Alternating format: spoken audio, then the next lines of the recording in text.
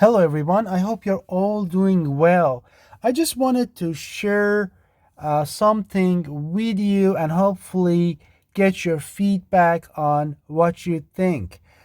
So without further ado, let's just get started with verses number 19 and 20 of chapter 53 of the Quran. So it says, أَفَرَأَيْتُمُ اللَّاتَ وَالْعُزَّى وَمَنَاةَ الثَّالِثَةَ الْأُخْرَى. It says, so have you considered, have you seen Allat and Al-Uzza? And then it says, and Manat, the third, the other one. So I have a video. I go over this structure for you in this video. So I call it Allah's signature in the Quran. So if you look at this, Allah is number one. أَفَرَأَيْتُمُ اللَّاتَ وَالْعُزَّى. Al-Uzza is number two. And then right after that, Manat is number three.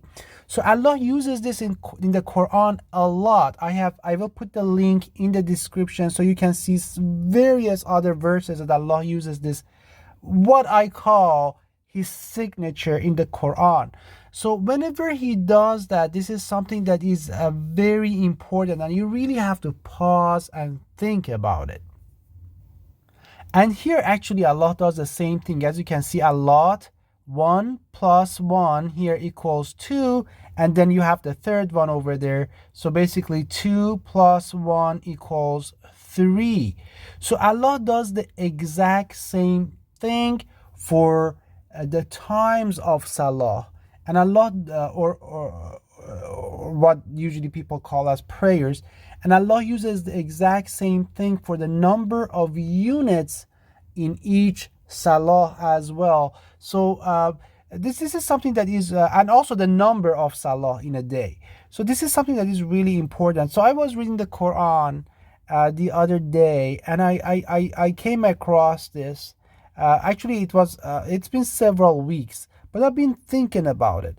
And I wanted to also share it with all of you and some of you, as I have mentioned and as I have seen, as evidenced by your comments, have a very good understanding of the Quran, and Allah has guided you and are smarter than I am. So I was wondering what your thoughts are. So I wanted to share this with you. So here Allah talks about the three major idols at the time of the Prophet. So number one, the first idol that Allah mentions is Allat, as you can see. The second idol that Allah mentions is Al-Uzza, and the third idol that Allah mentions is Manat. And Allah uses his signature for this. Allah wants us to stop and pause. This is important. That's why Allah has used that structure of 2 plus 1 equals 3. So, and then the one thing that I want you to pay attention is that Allah uses Allat at the beginning. So what does that mean? So you usually mention the most important one at the beginning, the bigger one, the greater one, usually mention that in the beginning. And Allah does the exact same thing here as well. As you can see, Allat is mentioned first, and then you go to Al-Uzza, and then you go to Manat. But actually Allat is the first one that Allah mentions in the Quran. So is it safe for us to assume or to say that amongst these three major pre-Islamic idols that were heavily venerated, Allat was the greatest? In other words, Allat is greater than Al-Uzza and Manat. So Allat, I think it's safe for us to assume, because Allah mentions Allat at the beginning as the first major idol, I think it's safe for us to assume that Allah is greater than al-Uzza. So basically, if we want to say it in Arabic, how do we say that? We would say اللات اکبر من العزى و منات. اللاتو اکبر من العزى و منات. So if we wanted to say that Allah is greater than Uzza wa Manat, and remember when you are talking, these were stones, so it makes sense to use actually masculine for this, because you are referring to these stones, that probably the stone of Allah, that idol, was greater, was bigger than the stones of Al-Uzza and Manat. So again, this is not something that not something that is I can prove from the Quran. This is my idea. Please take it or leave it. I'm just sharing a personal idea with you as a friend, and I am hoping that that you would just listen to me, you would ponder and think about it. And I might be wrong. I might be 100% wrong about this. That's why I really would like to hear your opinions in the comments, and just to hear what you think. Really, this is very interesting as I was thinking about it. So, and also if you look at it, Allah, it kind of sounds like it's like Allahu Akbar. They say Allahu Akbar. But remember, maybe this was a pre-Islamic term, a pre-Islamic chanting that they used to say about Allah, that Allahu Akbar. Maybe that's what they used to say also. And they also moved that from that Akbar in the Quran, and they saw that and I put it over there. So I just wanted to share this with you, and also I wanted to share with you what this Allah is, the idol of Allah. I think you're gonna find it very interesting. So Allah in pre-Islam, this is Wikipedia. This I don't want to spend too much time on idols and things like that. I mean, we know what Akbar is. I mean, Quran makes it very clear, and it's the devil. But here in pre-Islamic area, it was in the form of Allat. So Allat was mentioned as Al-Latu by the Greek historian Herodotus in the 5th century BC histories, and she was considered the equivalent, this is very important, of Aphrodite. So the Assyrians, here in this sentence, it said Assyrians call Aphrodite Mylita, the Arabians al-Lat, and the Persians Mithra. So I want to actually add another name to this, and that is Isis. So Isis, Mithra, Aphrodite, and Allah, they are the same. It's just different, various names for the exact same idol. So it's an ancient idol that is worshipped, and it's actually, even as of today, it is worshipped under a different name. In various religions. So I just want you to know that. And then again, it mentions Aphrodite here, and it says Allah was widely worshipped in this sentence in North Arabia. But in South Arabia, she was not popular and was not the object of an organized cult. So where is North Arabia? North Arabia is the area around Petra, that's considered North Arabia. So that's area around the Petra, Becca. So that is something to consider again about Allah. Again, Allat was used as a title for the goddess Asherah or Athirat. Again, so it's the same goddess under various names, as I mentioned: Mitra, Aphrodite, Allat, Isis. So it's the same goddess that is being worshipped in various religions and countries and nations. Again, pre-Islamic Arabia, Allah is attested as this is what I want you to know, as the chief goddess of the Banu Taqif tribe. Again, the chief goddess, as I mentioned, Quran is actually corroborating this. So Quran brings Allah. Have you considered Allah? So Allah, Quran brings Allah at the beginning. So that Quran is telling us and corroborating the fact that Allah used to be the chief goddess, or the bigger one of them. And then another thing that I want you to consider here is that the goddess, or Allah, was venerated in the form of a cubic granite rock. So, or al-hajar, so a stone. So we talk, so cubic granite rock. So basically that's how Allah was being venerated in that, was being worshipped in pre-Islamic area. And also it's very interesting for you to know that the area around the shrine was considered sacred.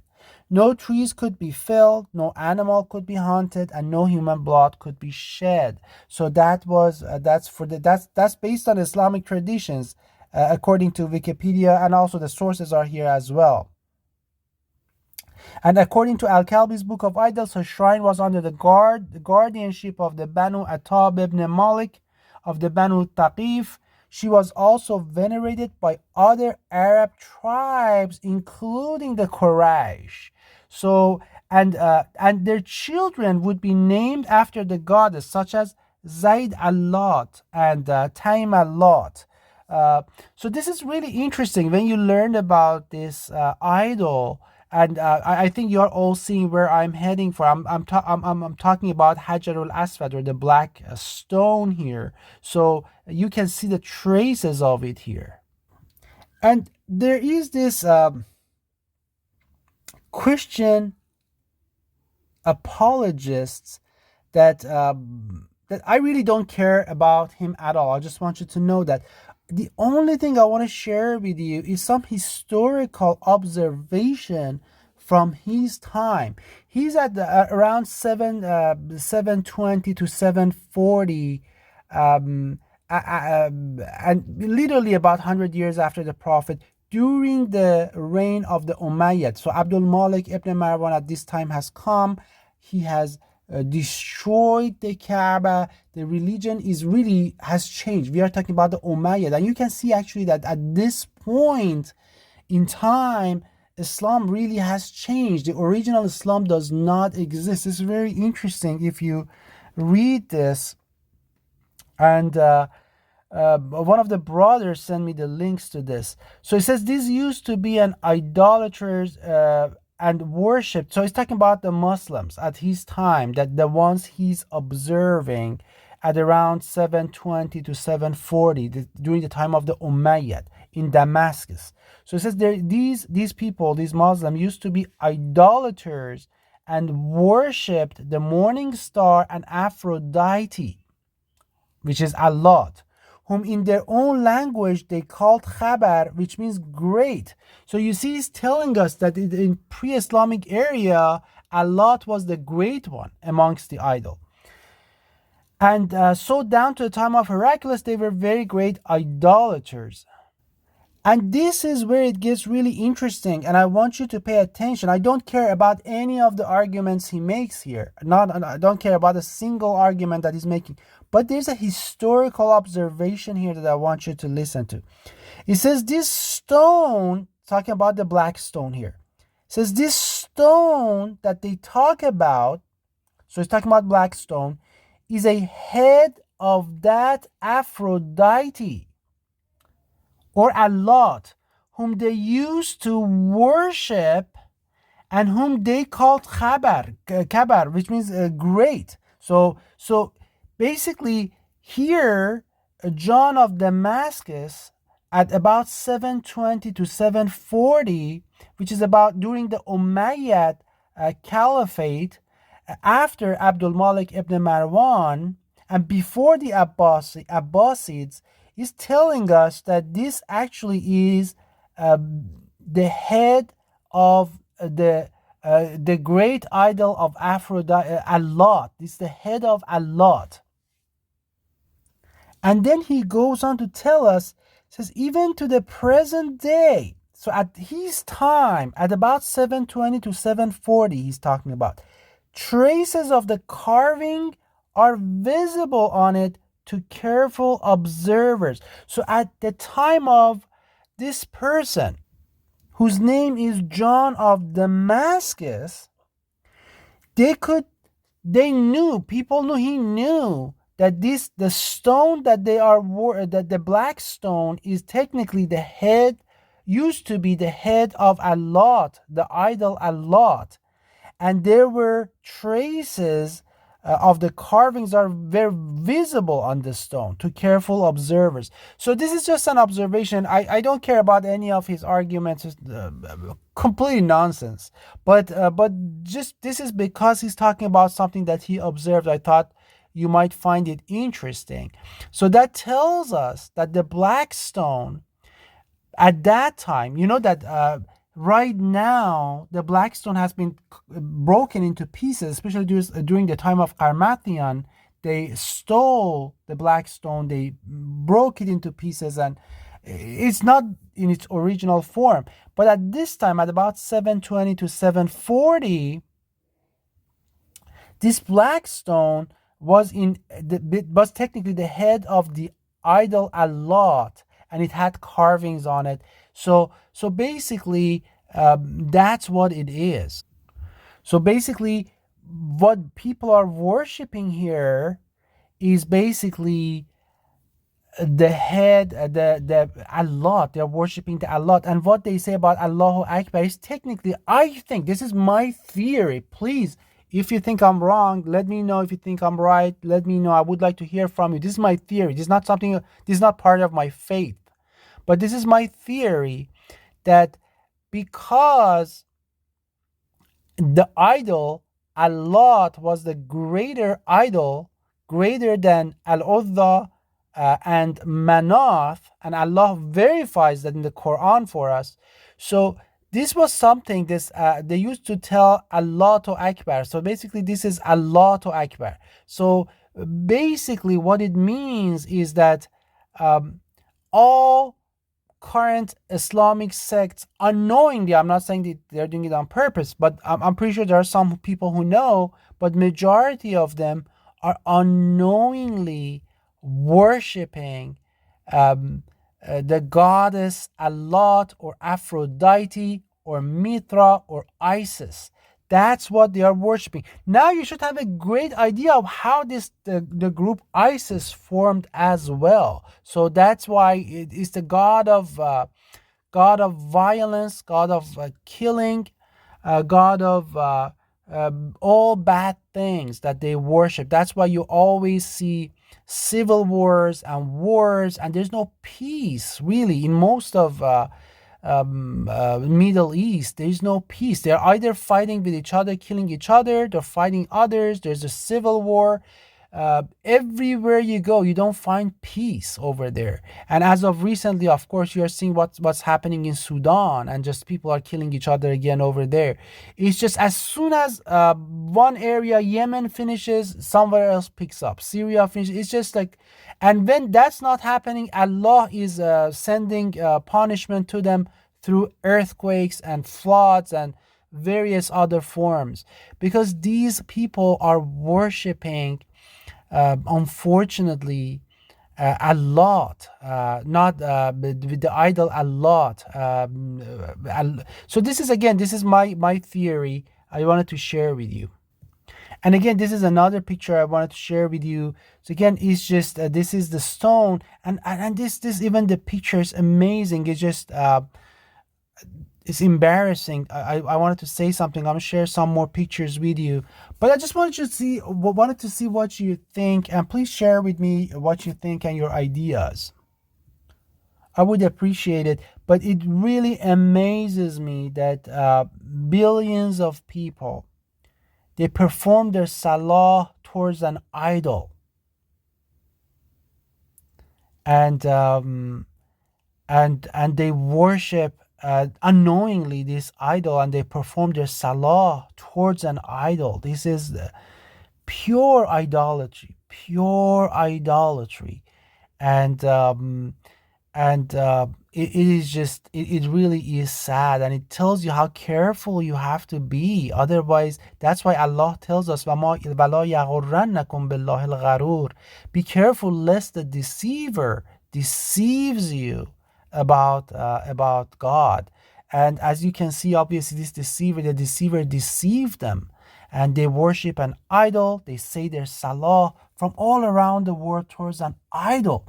And now you should understand why Allah kicked them out, literally kicked them out of the true Mecca, true Mecca, true Masjid al-Haram, because Allah wanted to clean the Masjid al-Haram of their filth, so that they can go somewhere else. They set up their camp somewhere else. They in another house that they built, and they put their idol in there, and they are worshiping it. They have been worshiping it for the past 1400 years.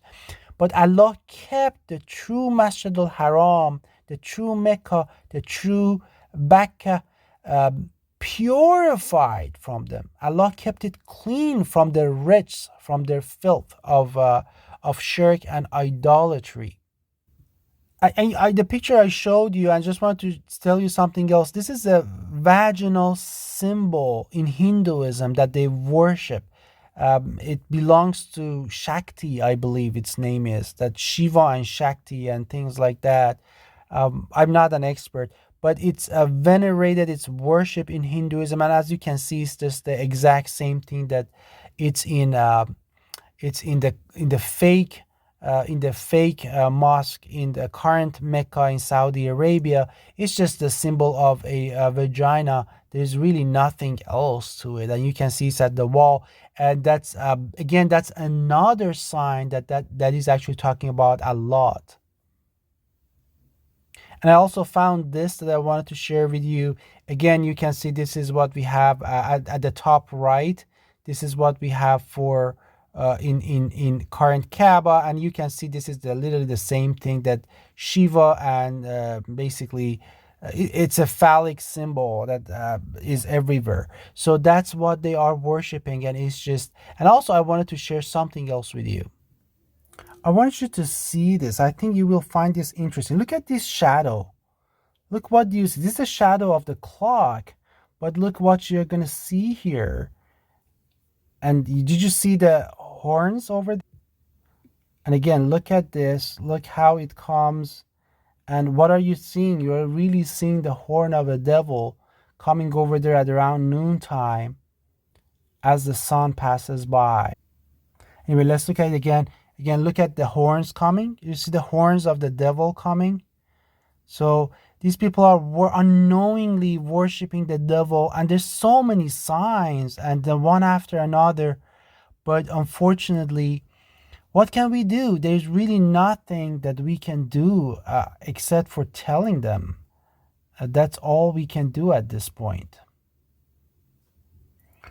And it is really sad that they have abandoned Allah, the creator of the heavens and the universe, who sent the prophets and Prophet Muhammad as the last prophet, and they adopted Allāt and idols, and they worship the devil. They literally worship the devil. Look at this. I mean, the shadows in the Quran are very important.